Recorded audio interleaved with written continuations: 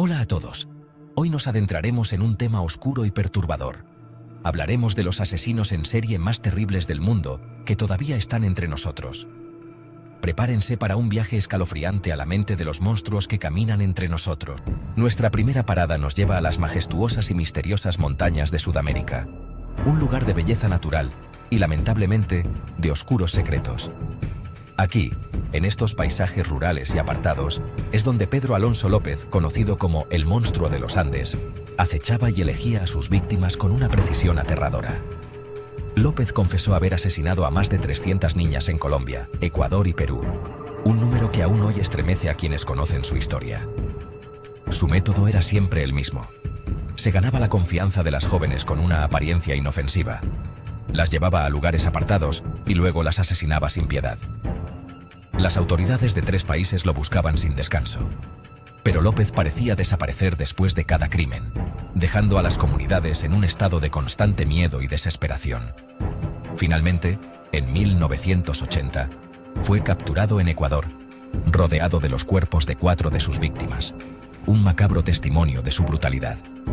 López confesó sus crímenes con una frialdad escalofriante, detallando cada asesinato sin mostrar remordimiento alguno. Fue condenado a 16 años de prisión, la pena máxima en Ecuador en ese momento, un castigo que muchos consideraron insuficiente para la magnitud de sus crímenes.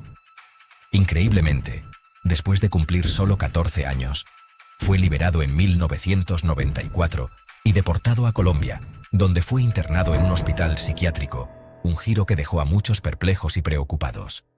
En 1998, López escapó del hospital y desapareció sin dejar rastro, sumiendo a las autoridades y a la población en un estado de alarma.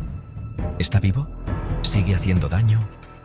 Estas preguntas persisten, alimentando el miedo y la incertidumbre. La sombra de Pedro Alonso López sigue presente, un recordatorio inquietante de que el mal puede acechar en cualquier rincón del mundo. Nuestro siguiente capítulo nos lleva a Estados Unidos, a la soleada California. Aquí, Charles Eng y su cómplice Leonard Lake crearon su propia cámara de tortura. Eng, un inmigrante de Hong Kong, encontró en Lake un alma gemela. Juntos construyeron un búnker en el bosque, un lugar donde dar rienda suelta a sus fantasías más oscuras. Durante meses, secuestraron, torturaron y asesinaron a hombres, mujeres e incluso bebés. Las autoridades descubrieron el horror del rancho de Lake por casualidad cuando detuvieron a Eng por robar en una ferretería. En el búnker encontraron restos humanos, cintas de video con las torturas y un diario donde Lake describía sus crímenes. Lake se suicidó con una cápsula de cianuro antes de que pudiera ser juzgado, pero Eng fue capturado después de un tiroteo con la policía.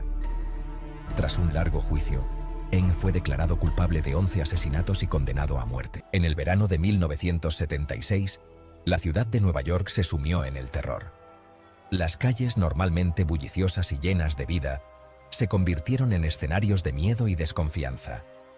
Un asesino en serie que se hacía llamar el hijo de Sam sembraba el pánico en las calles. Sus ataques eran impredecibles y brutales, dejando a la ciudad en un estado constante de alerta. David Berkowitz, un hombre solitario y retraído, era el responsable de estos crímenes. Trabajaba como cartero, y nadie sospechaba que detrás de su apariencia común se escondía un asesino despiadado. Armado con un revólver, Berkowitz disparaba a sus víctimas sin previo aviso. Atacaba principalmente a parejas jóvenes que se encontraban en sus coches, convirtiendo momentos de intimidad en tragedias. Las cartas que enviaba a la policía y a los medios de comunicación, llenas de mensajes crípticos y amenazas, solo aumentaban el terror de la ciudad. En ellas, se burlaba de las autoridades y prometía más violencia. La policía de Nueva York formó una unidad especial para dar caza al hijo de Sam. Los detectives trabajaban incansablemente, revisando pistas y tratando de anticipar su próximo movimiento. Finalmente, tras una larga y ardua investigación, Berkowitz fue arrestado en agosto de 1977. Su captura trajo un alivio inmenso a la ciudad. En su apartamento, encontraron un arsenal de armas y municiones, así como las cartas que había enviado a la policía. La evidencia era abrumadora y no dejó lugar a dudas sobre su culpabilidad. Berkowitz confesó sus crímenes, alegando que un demonio que poseía al perro de su vecino le había ordenado matar. Esta declaración solo añadió un elemento más de horror a su ya espeluznante historia. Fue declarado culpable de 6 asesinatos y condenado a 365 años de prisión. La sentencia reflejaba la gravedad de sus crímenes y la necesidad de proteger a la sociedad de su peligrosidad. A pesar de que han pasado décadas, el nombre de David Berkowitz sigue evocando miedo y horror. Su historia es un recordatorio sombrío de los oscuros rincones de la mente humana y de los peligros que pueden acechar en las sombras. Nuestro viaje nos lleva ahora al noroeste del Pacífico, a la región de Seattle. Aquí, Gary Ridgway, el asesino de Green River, acechaba a sus víctimas. A principios de la década de 1980, los cuerpos de mujeres jóvenes comenzaron a aparecer en las orillas del río Green. La mayoría de las víctimas eran trabajadoras sexuales o fugitivas. Ridgway, un hombre aparentemente normal, casado y con un trabajo estable, era un depredador silencioso. Se ganaba la confianza de sus víctimas, las llevaba a zonas boscosas aisladas y las estrangulaba. Durante años, la policía de Seattle estuvo perpleja. Finalmente, en 2001, los avances en tecnología de ADN permitieron a la policía vincular a Ridgway con algunos de los asesinatos. Confrontado con las pruebas, Ridgway confesó haber matado a 48 mujeres, aunque se sospecha que el número real de víctimas podría ser mucho mayor. Fue condenado a 48 cadenas perpetuas sin posibilidad de libertad condicional. Nuestra última parada nos lleva a Wichita, Kansas, una ciudad tranquila y apacible en el corazón de Estados Unidos. Aquí, Dennis Rader, conocido como BTK, atar, torturar, matar, aterrorizó a la ciudad durante décadas, dejando una marca indeleble en la comunidad. Rader, un hombre aparentemente normal, padre de familia y miembro activo de su iglesia, llevaba una doble vida que nadie sospechaba. Desde 1974 hasta 1991, asesinó a 10 personas, incluyendo niños, utilizando métodos brutales y sádicos que horrorizaban a la comunidad. Primero, acechaba a sus víctimas, estudiando sus rutinas y movimientos con una precisión escalofriante. Luego, irrumpía en sus hogares, las ataba, las torturaba y finalmente las asesinaba de manera despiadada. Pero lo más perturbador de Rader era su necesidad insaciable de atención y reconocimiento. Enviaba cartas a la policía y a los medios de comunicación, jactándose de sus crímenes y burlándose de las autoridades, disfrutando del miedo que provocaba.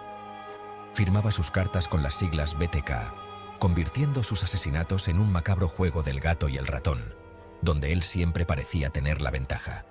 No fue hasta 2005, cuando Rader volvió a contactar a la policía, enviando un disquete que contenía información sobre sus crímenes, que cometió un error fatal. La policía rastreó el disco hasta la iglesia de Rader, donde trabajaba como presidente del consejo, un lugar donde nadie hubiera sospechado encontrar a un asesino en serie. Confrontado con las pruebas irrefutables, Rader confesó sus crímenes y fue condenado a 10 cadenas perpetuas consecutivas, sin posibilidad de libertad condicional, poniendo fin a su reinado de terror. Y ahí lo tienen, los asesinos en serie más terribles del mundo que todavía están entre nosotros. Recuerden, la realidad puede ser más aterradora que la ficción. Si les gustó este video, no olviden darle me gusta y suscribirse para más contenido escalofriante. Hasta la próxima y manténganse seguros.